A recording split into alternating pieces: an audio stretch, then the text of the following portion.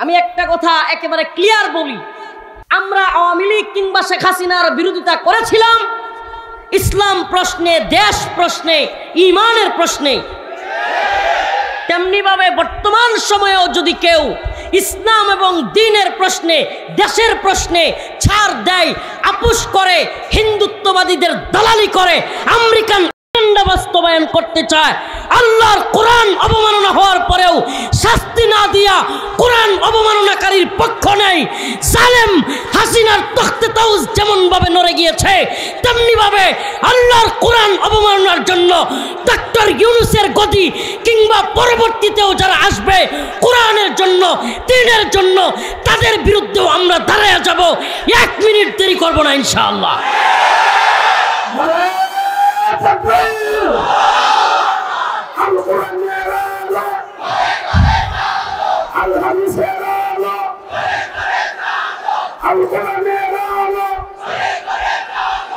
প্রশ্ন আসে, নরওয়েতে, ডেনমার্কে কোরআন অবমাননা হইলে বাংলাদেশের রাজপথ প্রকম্পিত হয়ে যায়, কেঁপে যায়, কিন্তু বাংলাদেশের রাজধানী ঢাকায় নর্থ সাউথ ইউনিভার্সিটিতে যুবক হিন্দু ছেলে আমাদের মহাগ্রন্থ আল্লাহর কালাম ঐশী বাণী কোরআনকে পায়ের নিচে রেখে জুতার নিচে রেখে ফিসে ফেলে।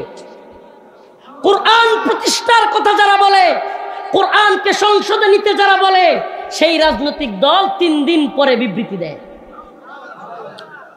আর সবচাইতে বড় দল বাংলাদেশে আওয়ামী লীগের, এখন আওয়ামী লীগ নাই, বর্তমানে সবচাইতে বড় দল, আগামীতে ক্ষমতায় যাবে, তারা এই কোরআন অবমাননা নিয়ে একটা বিবৃতি দেওয়া দরকার সেটা মনেই করে না।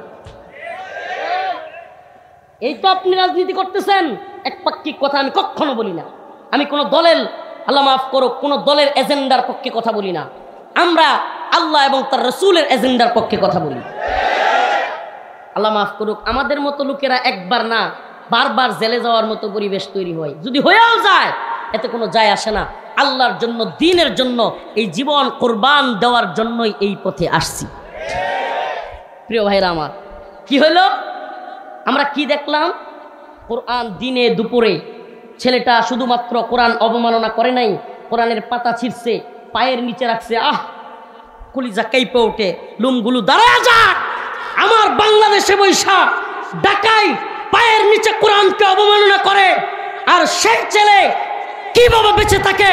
ও মুসলিম উম্মাহ, তোমাদেরকে বলি, আমরা আইন হাতে তুলে নিতে চাই না, কিন্তু যদি বাংলাদেশে প্রকাশ্যে কেউ কোরআন অবমাননা করে, রাসূলকে গালি দেয়, তাকে যদি রাষ্ট্র ব্লাসফেমি আইন করে, সরাসরি না করে, কাস্তে না ঝুলায়, আগামী দিনে কোনো আইনের তোয়াক্কা করব না। আমরা সেই সমস্ত কুলাঙ্গারগুলোকে, প্রকাশ্য দিবালোকে আল্লাহ ধরে টান মেরে ছিঁড়ে ফেলবো ইনশাআল্লাহ।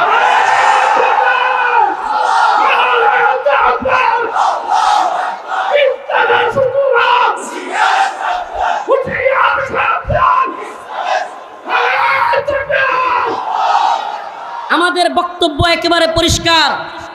আপনারা যদি আইনিভাবে তাদের সর্বোচ্চ সাজা নির্ধারণ করেন, এই বাবারা সব সর্বোচ্চ সাজা যদি আপনারা নির্ধারণ করেন, এ মুসলমান আজকে কোরআনের আলোচনা শুনতে আসছেন, কোরআন পড়তে চান, মসজিদে যান, কোরআন চুমু খান, ঘরেও কোরআন রাখেন, আর আল্লাহর কোরআন অপমানিত হয়, কলিজা ফাইতে যায় না?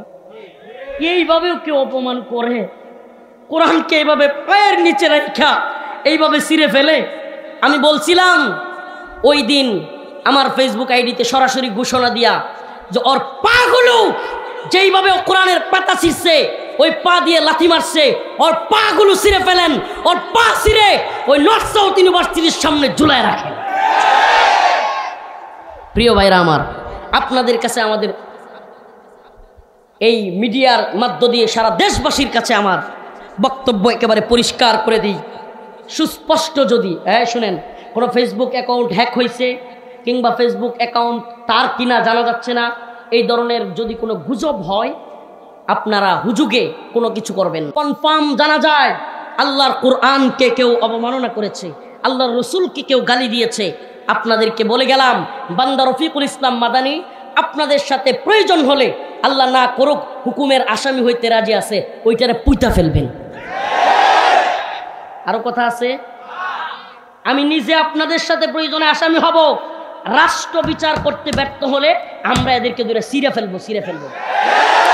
আর একবার যদি কোরআনকে এভাবে অবমাননা করা হয়, ইনশাআল্লাহ আমরা সেই জায়গায় একত্রে গিয়ে যেইভাবে পারি ওকে ইনশাআল্লাহ অবশ্যই শাস্তির আওতায় নিয়ে আসবো। আমরা আবারও বলছি, আমরা চাই আপনারাই শাস্তি দেন।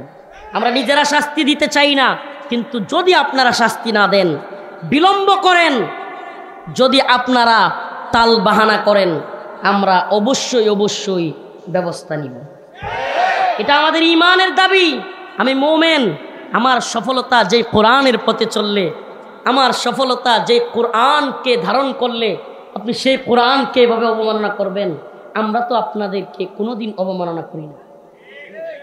আপনি বলেন বাংলাদেশের চাইতে পৃথিবীতে কোন দেশে সুন্দরভাবে হিন্দু, বৌদ্ধ, খ্রিস্টান, মুসলমান বসবাস করে? কোনো মুসলমান, আল্লাহ মাফ করুক, কোনো মুসলমান হিন্দু হওয়ার কারণে কাউকে মারতে যায়? হিন্দু লোকটা হিন্দু এই কারণে কাউকে মারে? রাজনৈতিক সমস্যা, এলাকার পারিবারিক সমস্যা, এটা তো মুসলমানের মারামারি হয়। তেমনিভাবে হিন্দুদের সাথে বৌদ্ধদের সাথেও মারামারি লাগতে পারে, কিন্তু কোনো ব্যক্তি বিধর্মী, এজন্য বাংলাদেশের কোনো মুসলমান কোনো অমুসলিমকে আঘাত করে না। আমরা অমুসলিমদেরকে আঘাতের পক্ষে নই, আমরা অমুসলিমদেরকে গালাগালির পক্ষে নই, অমুসলিমদের উপাসনালয় ভাঙচুরের পক্ষে নয়।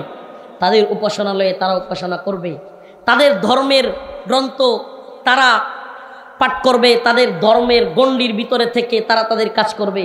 আমরা আমাদের ধর্মের কাজ করব। এতে আমরা তাদেরকে বাধা দেওয়ার কিংবা তাদের বাড়িঘরে আক্রমণ করার পক্ষে নই। কিন্তু যদি বারবার হিন্দুদের মধ্য থেকে কেউ উস্কানি দিয়ে কোরআন এবং রসুলকে অবমাননা করে, মুসলমান কয়বার সহ্য করবে?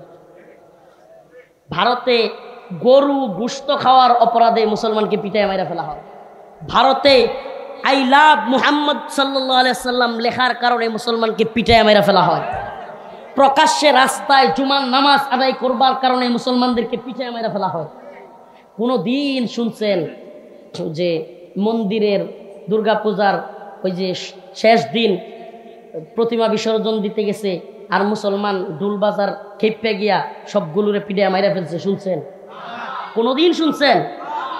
উল্টা মুসলমানরা উল্টা তাদের ওগুলোতে পাহারা দেয়। আমি বলি প্রিয় ভাইরা আমার, বন্ধুগণ আমার, ইমানের ব্যাপারটা আগে জানবেন। আপনি যে কোনো দলের রাজনীতি করেন, অবশ্যই আপনার ইমান ঠিক রেখে পারলে রাজনীতি করবেন, আর না হয় গণতান্ত্রিক রাজনীতি বর্জন করেন। যদি মনে করেন এই দল করলে আমার ইমান ঠিক থাকে না, এই দল করলে মূর্তি পূজায় যাওয়াই লাগে, মন্দিরে গিয়া সেলফি তোলাই লাগে, এই দল করা যাবে না। যদি মনে করেন আপনার দলের হাইকমান্ড, দলের বড় নেতা আপনারা জোর কইরা পাঠায় এবং ওখানে যেতেই হয়, সেলফি তুলতে হয়, শুভেচ্ছা জানাইতে হয়, হাসি খুশি থাকতে হয়, ইমানদার কখনো মূর্তি পূজায় হাসি খুশি থাকতে পারে না। আমার বাড়ির সামনে হিন্দুদের বাড়ি, ওই মূর্তিগুলো প্রতিমাগুলো ফেলতেছে। আমি নদীর পাড়ে বসেছিলাম, বিকেল দিকে সন্ধ্যার আগ দিয়া মামারে নিয়া, যখনই এগুলো ডাক ডুল শুনছি ফালাইতে আসতেছে, আল্লাহ মাফ করুক, তৎক্ষণাৎ মামারে বললাম তাড়াতাড়ি চলো মাদ্রাসার দিকে জায়গা, এখানে আর বসে থাকা যাবে না। কারণ মূর্তিকে যখন পূজা করা হয় মুমিনের অন্তরে কষ্ট হয়, আর যদি কষ্ট না হয়, যদি ভালো লাগে, বুঝবেন আপনার আল্লাহ মাফ করুক ইমানের মধ্যে নেফাক ঢুকে গেছে। ইমানের মধ্যে কি হয়েছে? ঢুকে গেছে। আপনি ওখানে গিয়া শুভেচ্ছা জানাতে পারেন না। শুভেচ্ছা জানানো মানে কি? শুভেচ্ছা জানানো মানে তুমি এটা আরো করো, উৎসাহ দেওয়া। জীবনে কোনোদিন কোনো চোর এলাকার মধ্যে চুরি করে শুভেচ্ছা জানাইছেন? বলেন, শুভেচ্ছা জানাইছেন? মনে করেন এক সূরার নাম কাল্লা সূরা। কি সূরা? কাল্লা সূরা। এলাকার সব চুরি করে, বাড়িতে জিনিসপত্র রাখা যায় না, টাকা পয়সা রাখা যায় না, সোনা গহনা রাখা যায় না, দোকানপাট কিছুই রাখা যায় না, এমন এক সূরা। ওই সূরার নাম কাল্লা সূরা। এইবার এলাকার লোকেরা, নেতারা ওই কাল্লা সূরার নামে পোস্টার করছে, কালুয়া চোরা তুমি চুরি করতে যাও, তোমাকে লাল গোলাপের শুভেচ্ছা। জীবনে কোনোদিন কেউ এই কালুয়া চোরাকে শুভেচ্ছা জানাইছে? আমার প্রশ্ন, আপনি চুরির অপরাধ বুঝতে পারছেন, চুরি করা খারাপ জিনিস বুঝতে পারছেন, চুরির কারণে কাউকে শুভেচ্ছা জানান না। আমার জানতে চাওয়া, আমার আপনার কাছে জিজ্ঞাসা, আপনার কিভাবে মনে হলো আল্লাহর সাথে যে আল্লাহ আপনাকে খাওয়ান পালেন, যে আল্লাহ तमाम পৃথিবী সৃষ্টি করেছেন, এই আকাশের মালিক, এই জমিনের মালিক, এই বাতাসের মালিক, এই পানির মালিক, এই অক্সিজেন সব কিছুর মালিক যিনি, আপনাকে পালেন যিনি, খাওয়ান যিনি, সে আপনার রবকে শিরিক করছে। সেই শিরিকের মধ্যে আপনি গিয়া শুভেচ্ছা জানাচ্ছেন, এটা কি চুরির চাইতে নরমাল বিষয় হয়ে গেল? আপনার কাছে চুরির চাইতে আল্লাহর সাথে শিরিক করা দুর্বল হয়ে গেল? কিভাবে শুভেচ্ছা জানালেন? আপনি যত বড় দলের নেতা হতে পারেন, যত বড় দলের আমির হইতে পারেন, যত দলের বড় পীর হইতে পারেন, মনে রাখবেন আপনি অন্য ধর্মের পূজায় শুভেচ্ছা জানানোর দ্বারা আপনার ঈমান নবায়ন করার পরিস্থিতি চলে আসছে। একটা কথা ক্লিয়ার বলি, অনেকে ভুল বুঝবে, হুজুর তাইলে কি আমরা অমুসলিমদের সাথে কোনোভাবেই চলতে ওঠা বসা বা কিছুই পারবো না? প্রিয় ভাইরা আমার, কোনো অমুসলিম অসুস্থ হয়ে গেলে হসপিটালে নিয়ে যান, সমস্যা নাই। কোনো অমুসলিম সমস্যায় পড়ছে, টাকা হাওলাত চাইছে, তাকে দেন, সমস্যা নাই। তার মা অসুস্থ হয়ে গেছে, দইরা নিয়ে হসপিটালে যান। কোনো মেয়েকে আল্লাহ না করুক দর্শন করতেছে, অমুসলিম হোক, তাকে ফিরান, প্রয়োজনে আপনি তাকে ফিরাইতে গিয়া দর্শী থেকে বাঁচাইতে গিয়া মারা যান, আল্লাহ আপনার জান্নাত দিবেন। এগুলোতে সমস্যা নাই। প্রিয় হাজিরিন, সমস্যা হলো কোনো ধর্মীয় কাজে অমুসলিমদেরকে হেল্প করা। একটু লবণ দিয়েও যদি কেউ দুর্গা পূজায় কিংবা কোনো ধরনের অমুসলিমদের পূজা অর্চনায় সহযোগিতা করে, তার ঈমান থাকবে না। কথা কি বুঝে আসছে? তাইলে সফলতা কোন পথে? সফলতা আমাদের এক হুজুর, আল্লাহ মাফ করুক, ওনারা নিয়ে আর কথা বলতে ইচ্ছা হয় না। আমাদের এক হুজুর, মাঝে মাঝে আমার মনে হয় এই হুজুররে উপদেষ্টা বানাইছিল আলেম ওলামারা, ইসলামপন্থীরা আন্দোলন কইরা, সংগ্রাম কইরা, অনেক কিছু কইরা একজন হুজুরে উপদেষ্টার দিকে পাঠাইছিল, ধর্ম উপদেষ্টা। এখন উনি মন্দিরের উপদেষ্টা হয়ে গেছে। এখন ওনার এমন অবস্থা, মাঝে মাঝে আমার মন চায় বলতে যে ওনারা মন্দিরে রাইখে আসেন, উনি মেয়েদের গান বাজনা শুনুক। এমন অবস্থা যে ওনার এগুলো ছাড়া আর কোনো কিছু টাইম পায় না, এগুলোতেই উনি খুব হ্যাপি। প্রিয় ভাইরা আমার, বন্ধুগণ আমার, এজন্য বলি আপনি ইমানদার। সবার আগে সফল হইতে হলে আপনি ইমানদার, এই কনসেপ্ট মাথায় রাখতে হবে। আমি ইমানদার, আমি সব কাজ করতে পারি, আমি সব কাজ করতে পারি, আমার ইমান চলে যায় এমন কাজে গেলে আমি সফল না ব্যর্থ? বলেন সফল না ব্যর্থ? قد أفلح المؤمنون الذين هم في صلاتهم خاشعون। মুমিন সফল, আল্লাহ বলেন নিশ্চয়ই মুমিন সফল। কোন মুমিন?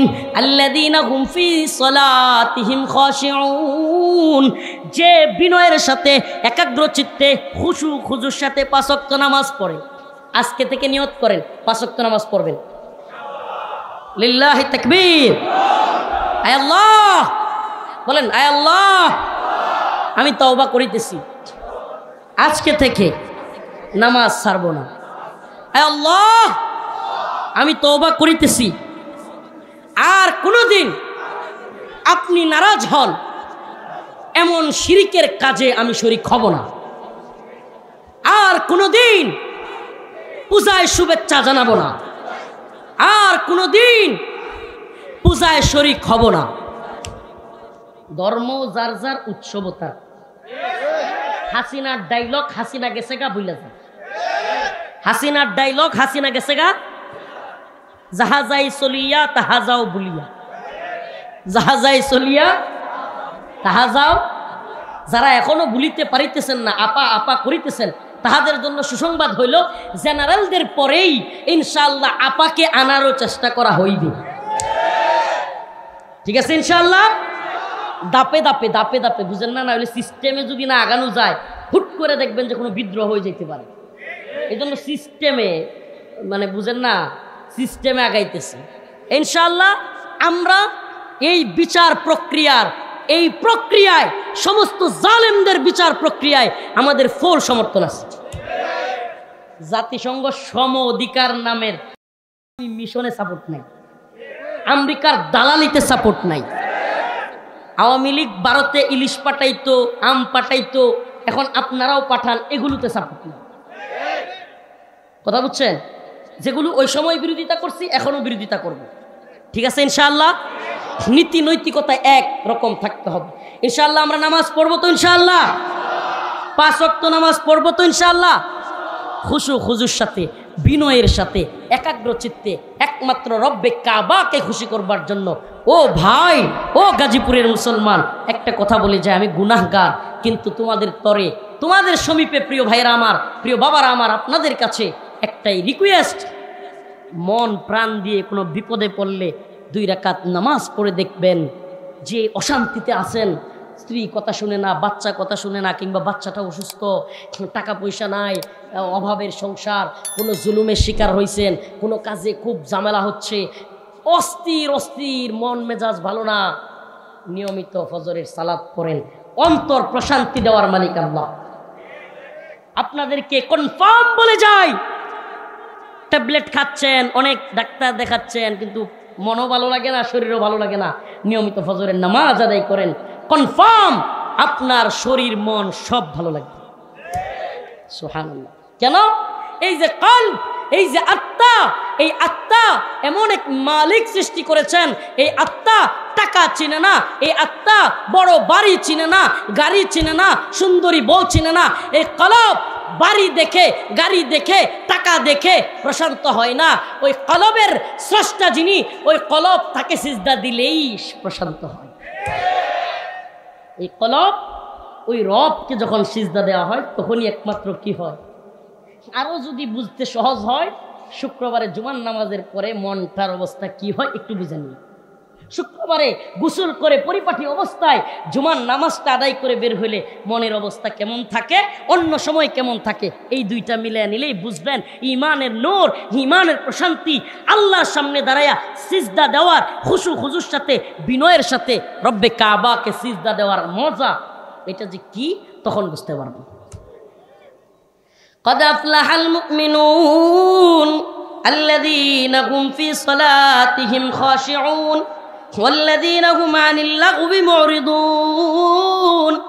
আল্লাহ রব্বুল আলামিন বলেন, ওই মুমিন সফল যারা খুশু খুজুর সাথে নামাজ পড়ে, ওয়াল্লাযীনা হুম আনিল লাগবি মুরিদুন, এবং ওই মুমিনও সফল যারা কিনা লাগবি, অহেতুক, আজাইরা, যেটার মধ্যে দিনের কোনো ফায়দা নাই কিন্তু ক্ষতি আছে, এই ধরনের কাজে মুমিন শরীক হইতে পারে।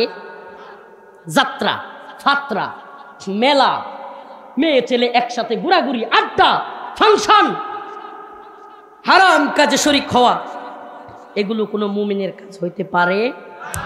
আমার এক ভাই আহমেদ সাদিক ভাই, আল্লাহ তারা কবুল করুক, বলে না আমিন। সামনাসামনি বলা ঠিক না।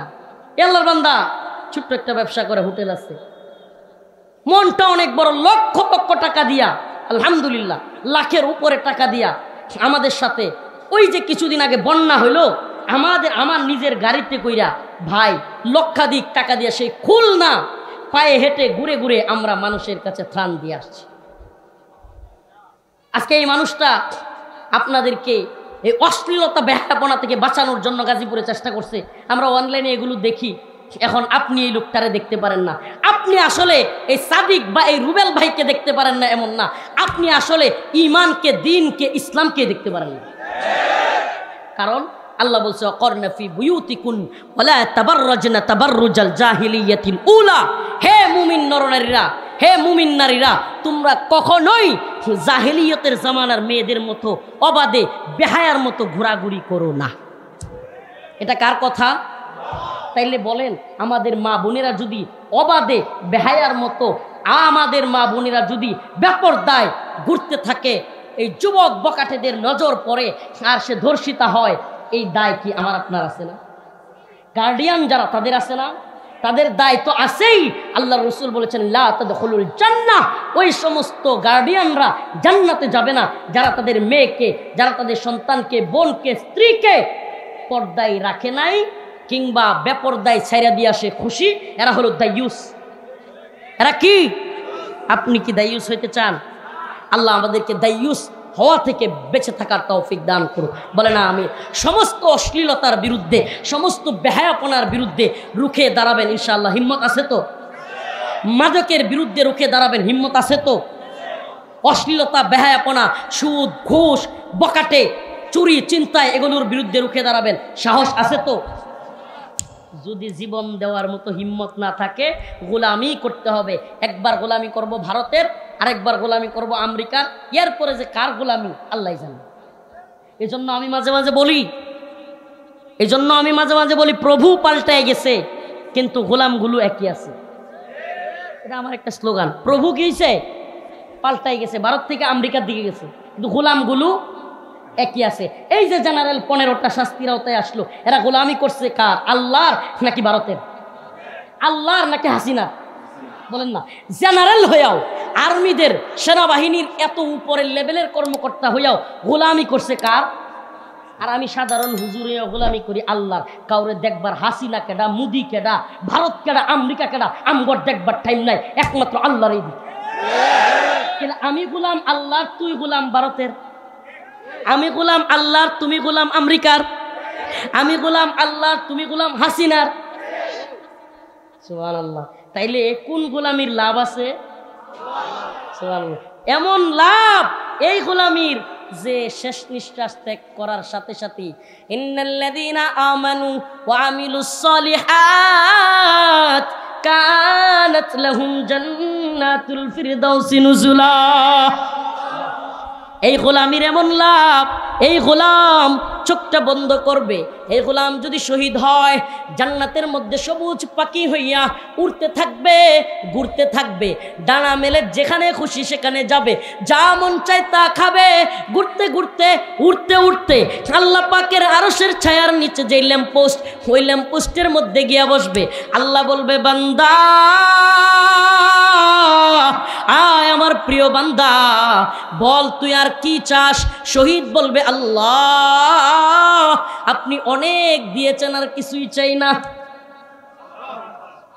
তোমরা আমাদেরকে কি করতে পারবা? সর্বোচ্চ এই দুনিয়ার জেল জুলুম নির্যাতন কইরা শেষ মুহূর্তে ফাঁসি দিয়া কিংবা গুলি কইরা শহীদ করতে পারবা। আরে তুমি মনে করতেছো এটা ব্যর্থ, মুমিনের শাহাদাত ব্যর্থ হইতে পারে না। তুমি যেটাকে ব্যর্থ মনে করো, আমি সেটার তামান্না করি, আমার রসুল সেটার তামান্না করেছেন। লাওয়াদিত্তু আন আগজুয়া ফাউক্তাল সুম্মা আগজুয়া ফাউক্তাল। আমার রসুল বলেছেন, আয় মেরে মালিক, আয় আল্লাহ আমারে একটা জীবন দিয়েছেন, মনে চাই এই জীবন দিয়া ইসলামের জন্য যুদ্ধ করি, শহীদ হই। আরেকটা জীবন দিলে লাগজুয়া ফাউক্তাল, আবারও জীবন দিলে আবারও আমি জীবন দিয়া আবারও শহীদ হই, আবারও জীবন দিলে আমারে যতগুলো জীবন দিবেন সুম্মা আগজুয়া ফাউক্তাল, আমি আবারও আপনার রাস্তায় জিহাদ করি এবং শহীদ হই। তুমি মইরা যাওয়ারে মনে করো ব্যর্থতা, আর আমি শহীদ হওয়াকে মনে করি সফলতা।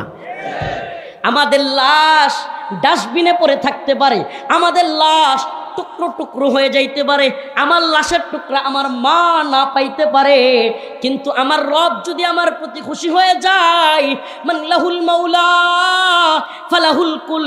আরে দুনিয়ার কেউ আমার সাথে না থাকলেও আমার রব যদি আমার সাথে থাকে, পুরো পৃথিবী আমার। আর যদি পুরো পৃথিবীও আমার হয়ে যায়, আমি পৃথিবীর বাদশাহ হয়ে যায়, আমার রব যদি নারাজ হয়ে যায়, পুরো পৃথিবী আমার ব্যর্থতা। ঠিক না? অতএব মুমিনের সফলতা, মুমিন সঠিক পথে চলবে, ঈমানের পথে চলবে, নামাজ পড়বে, অটল অবিচল থাকবে, কোরআনের পক্ষে কথা বলবে। ওমাই ইতিল্লাহ ওয়া রাসূলহু ফাকাদ ফাযা ফাওজান আযীমা। সে আল্লাহ এবং তার রাসূলের অনুসরণ করবে এবং প্রকৃত সফলতা জান্নাতের পথে, আল্লাহ রাজি খুশির পথে, ওই আল্লাহ পাকের দিদার। জান্নাতের সবচাইতে বড় নিয়ামত হলো মাওলা পাকের দিদার। আরে ভাই, একটু কি মন চায় না যে মালিক সৃষ্টি করলো, হাত দিল, পা দিল, কান দিল, নাক দিল, খাওয়ার জন্য জিহ্বা দিল, হাই রে কত ধরনের স্বাদ। ইলিশ মাছের কল্লার মধ্যে এক ধরনের মজা, লেঞ্জার মধ্যে আরেক মজা, মাছের পেটির মধ্যে আরেক মজা, ডিমের মধ্যে আরেক মজা। সুবহানাল্লাহ, এত স্বাদ এত মজা চাকবার জন্য যে জিহ্বা দিল, সব কিছু যিনি দিলেন সেই স্রষ্টাকে একবার দেখতে কি ইচ্ছা হয় না? দেখতে পারবো কিভাবে? যদি জান্নাতে যাই। দেখতে পারবো কখন? যদি আল্লাহ তাআলা ক্ষমা করেন। আল্লাহ পাক আমাদের সবাইকে ক্ষমা করুক, বলে না আমিন। আল্লাহ পাক প্রত্যেককে ঈমানের উপর অটল অবিচল থাকবার তৌফিক দান করুক, বলে না আমিন। আল্লাহ পাক সবাইকে মৌলিক সফলতার রাস্তায় চলার তৌফিক দান করুক, বলে না আমিন। এই দুনিয়া কিছুই না, আমাল হায়াতুদ দুনিয়া ইল্লা মাতাউল গুরুর। এই গুরুরের ব্যাখ্যায় আসছে, মহিলারা নেকড়া, হায়েজ নেফাজের পরে একটা নেকড়া ব্যবহার করে না, বলতে বাধ্য হচ্ছি, এটাই ব্যাখ্যায় আসছে। মাতাউল গুরুর হলো ওই জিনিস যা মহিলারা ওই রক্ত যাওয়ার পরে ইউজ করে। কয় টাকা দিয়ে কিনবেন ওই নেকড়া? হে কথা কন না। আল্লাহর কাছে এই দুনিয়া পুরাটার মূল্য হলো ওই নেকড়ার সমান বা আত্মার চোখে। তাইলে এই দুনিয়া আমাদের সফলতার জায়গা। দুনিয়ার বাড়ি গাড়ি টাকা পয়সা ধন দৌলত, হুজুর আপনি বলতেছেন এগুলো বাড়ি গাড়ি এসে না থাকলে তো মানুষ মূল্যায়ন দেয় না। ও ভাই, মানুষের মূল্যায়নে আপনার কি যায়? মানুষের মূল্যায়নে কি যায়?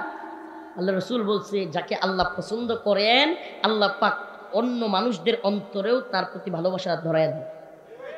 সুবহানাল্লাহ। আল্লাহ পাক আমাদের সবাইকে বুঝার এবং আমল করার তৌফিক দান করুক, বলে আমিন।